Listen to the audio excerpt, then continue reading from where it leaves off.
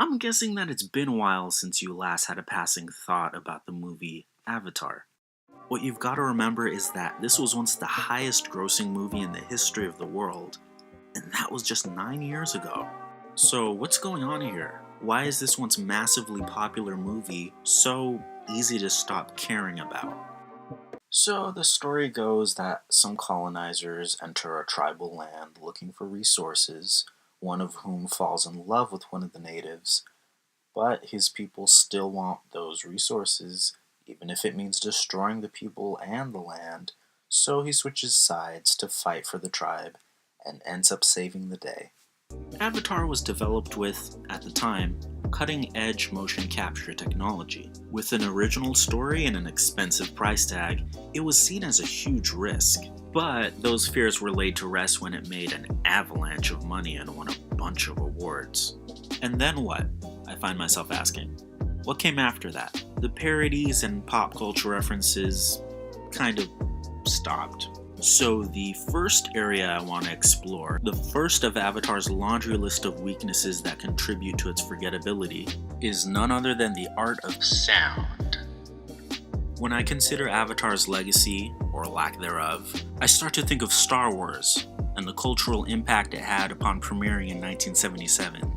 Among the many memorable, enjoyable things about that movie, try to think of what sounds you remember.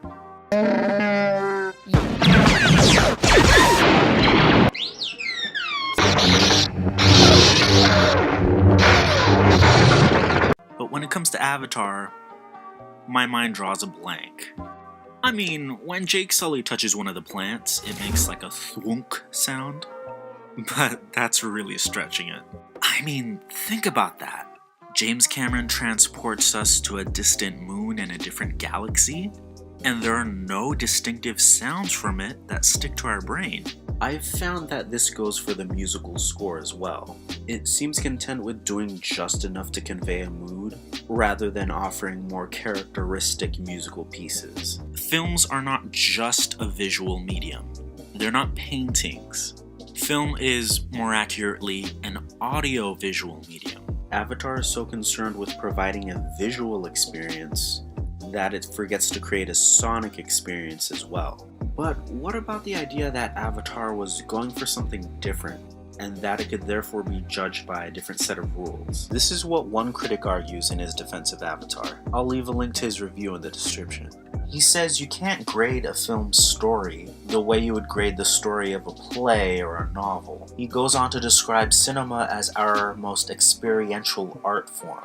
You don't buy a ticket to Avatar for a good read, the reviewer says. You buy one, rather, to share the sensations that overcome Jake as he ventures out into Pandora inside of his avatar for the first time. For the exhilaration of fighting with or escaping the horrifying creatures, for the remarkable sequences of dragonborn flight and full-scale battle, for the deep and thoroughly realized otherworldliness that Cameron has created, at staggering cost, yes, but with staggering assuredness as well. The reviewer does get at something I believe is true, that films indeed are not just visual books or recorded plays, that films are these experiential transfers of sight and sound, and color and music. Especially when taking place in a theater, they affect your senses in a live way, at a pace you cannot control. Avatar exists in the medium where you can most get away with not having a substantial story, but I'm not letting Avatar off the hook for lacking that. The story is just too twist-free. It's just too lacking in any inversions or surprises. I tried to give Avatar some credit in some area outside of its visuals, and I just couldn't. The dialogue is simplistic, and the characters are typical. They perform their roles. And for how far in the future it takes place, even the world building is pretty uninventive on the human side. Other than some 3D holograms, the weapons and ships essentially seem like they're just from modern times. Even Sigourney Weaver's character smokes a cigarette, and it just looks and functions like a modern cigarette. Even that was a small opportunity to show us something that looked a little strange. To show us something that marks this world as being different and intriguing. Technological breakthrough can only take us so far in a film.